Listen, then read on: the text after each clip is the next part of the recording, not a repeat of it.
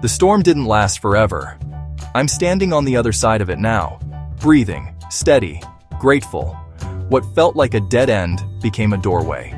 What looked like a setback became setup. I didn't get here alone.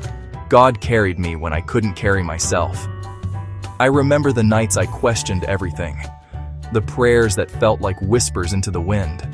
But here I am, proof that faith outlasts fear, and grace outshines darkness.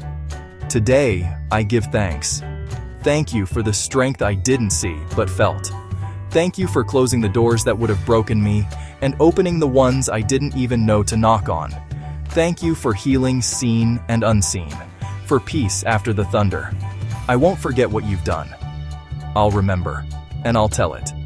Because testimony turns survival into purpose. I made it through, so I'll help someone else make it too. I choose gratitude over grumbling, worship over worry, joy over judgment. I'm not who I was in the storm. I'm stronger, softer, steadier. Every breath is a thank you. Every step is a yes to the next chapter. I won't waste this breakthrough. I'll steward it. I'll serve. I'll love. I'll build. If you're still in the rain, hold on. The same God who brought me out is with you now.